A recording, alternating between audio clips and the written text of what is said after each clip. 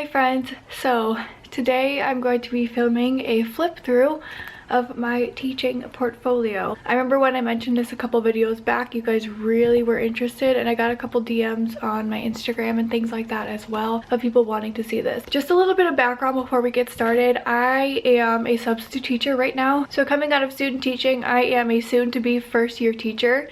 So I figured as a almost first-year teacher, this would be kind of a little bit more relevant for me right now and for a lot of you. I vlogged one of my interviews, so that will be linked in the iCards, I think over here, one of the two sides. I have implemented this into my interviews, and I guess I'll talk about that first. This is very much inspired by Michelle Foray or Pocketful of Primary's teaching portfolio. However, I made it from scratch, so a lot of the cover pages look a lot like hers as well.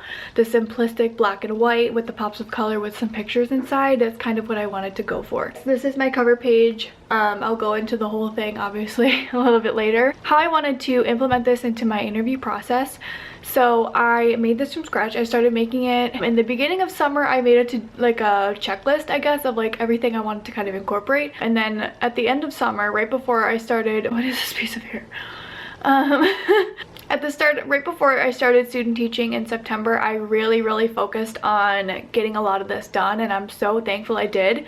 Part of my teaching program, while I'm student teaching, I had to do a mock interview, so I was able to kind of utilize this and the things that I had in there for a lot of my interview questions, so that was really helpful. When I actually got offered interviews from schools that I am applying to currently, I guess, about 4 to like 7 days, it depends when they reached out to me to like have interview and like when they wanted to offer that to me, but generally around 4 to 7 days before my interviews, I would send the principal a PDF of this entire document. So I would scan it all once it was all done and conform it into one PDF. That way, when I was able to send it to the principals, they kind of had a preview of what, you know, my teaching is like and all the things that they probably would have to look into. Some of this stuff was in my application, of course, like my resume, my cover letter, things like that, but having it on file for them and then also bringing this in person to my interviews was really helpful. And obviously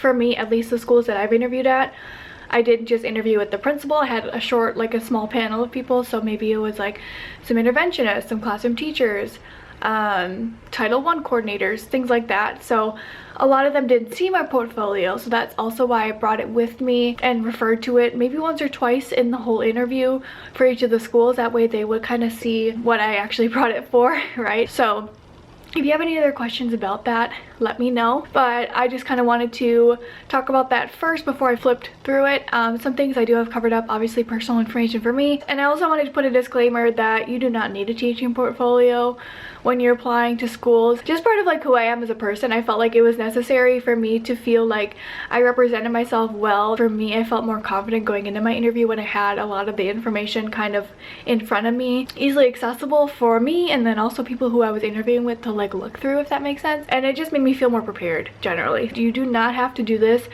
as a new teacher or just as a teacher in general. You do not have to do this at all. Just like I said, for me, it just made me feel more comfortable going into the interview process. I also wanted to point out that you do not need all the things that I have on my portfolio. I kind of snipped through a lot of different teachers, like Bailey, if you are familiar with the teacher YouTubers Bailey, and like putting them first. Her name was Lauren, Michelle Foray, Pocketful of Primary. Like I kind of just really took in a lot of what they used and a lot of other teachers as well, and kind of just made it my own. So a lot of the things that you have, you don't have to include everything that I have, obviously, but you can take inspiration from it. That's no problem. Like I said, if you have any other questions, please let me know, and I hope you enjoy. I hope this is helpful for you. If you do happen to use this or any of the information, if you find it helpful, give me a thumbs up because that really helps me know. And also leave a comment if you have any other feedback that you'd like to give me about this. I really am proud of it because I have, like I said, I literally made all this from scratch, so it's my baby. And I'm sure as I go into my more years of teaching, maybe I have to switch schools or switch districts, I will obviously modify it. I will set you guys down. I've been talking for long enough. Enjoy. I'm going to try to hold this and keep it steady, but this is the cover page. Obviously I have my name and then I have my teaching portfolio, and I just found this Apple icon on Google. The rest I did make from my fonts that I had, and then also just shapes. That's kind of how I made the simplistic look of black and white. This is my first cover page, and then for each of them I have these little sticky tabs that I put on both sides. That way they were a little bit thicker. So I have informational documents. I left this page blank, and then I put this page, the table of contents, on the other side just so it was easier to access. So these are all the things that I included in my informational documents portion. Like I said, maybe you don't have your teaching certificate right now, or your undergraduate transcript, or you don't want to include evaluations. You don't have to, but I do think, like, obviously your cover letter, resume, and your philosophy, and also letters of recommendation, those are all things that are required, at least for me, for my application. So they would want to see those, obviously. Hard copy if you do have this and you decide to make it for yourself. I am going to skip through my cover letter and my resume. But I do have my teaching license. This is what it looks like. My philosophy of education is here, and then I have two different types of evaluations. So this one is from student teaching, if my camera will focus.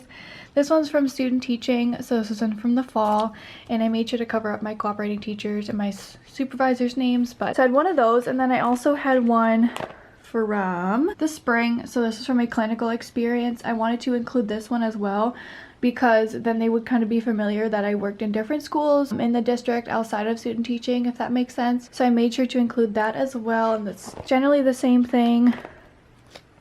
It says fall 2015, but I swear this is from 2019. This is from when I did a evaluation for, or an observation for special education, and this is for the class that it was with my teaching program. These are just the human development requirements, how many hours I was there. This was actually really special to me because this teacher that I observed for this assignment was actually my second grade teacher, and she taught third grade at a different school. But it was so cool to get in touch with her and to have this experience. So it was really cool, and I really love that time that I had with her. Then I just skipped over my letters of recommendation, because those, I mean, obviously you have to have those going into the teaching profession, but those obviously are personal and I don't want to give their information away. My next section is awards and certificates. So this one doesn't have much. The only test I really had to take to become a licensed educator, and once I got my license, was the Foundations of Reading exam. So I have my score for that, and then these are just different trainings and things, certificates that I've received from either like my classes, or this one I know I had to take for going into my last summer school job. These ones are from my daycare experience when I worked as a lead daycare teacher for 2 years, because they're a little older, but just, you know, just some background. Then I have classroom management. So these last two, this one's classroom management and this one's strategic learning. Those are like the really interview heavy sections that are probably the most important outside of obviously these. They're all really important in their own way, but like these you really would refer to for interview questions, which is why I wanted to put this together. Just like I said, it made me feel more comfortable going into it. So this is the table of contents for classroom management. In strategic learning, there are also, there was more I could have implemented. I could have talked about implementing technology in mine, organization methods.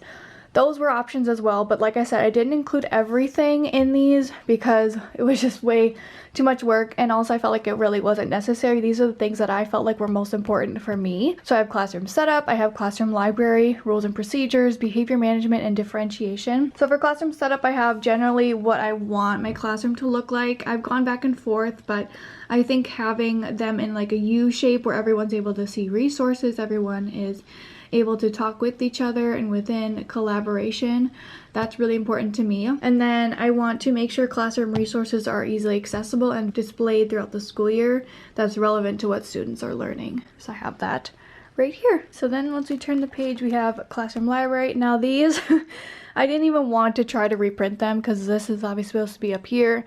This one is on the next page, but it is what it is. Classroom library, I talked really heavily about what the importance of the classroom library is and kind of what my intentions are for it. Throughout my text, I made sure to also bold some of the words that I thought were really important for me to talk about, but also just for them to see when they're skimming it. I talked about the color coordination, I talked about how I wanted the space to be inviting, what's important for me for a classroom library, things like that. I also have rules and procedures, so this is just generally what I want to do as a first year teacher, to talk about establishing those procedures and expectations and things like that. My next page is behavior management.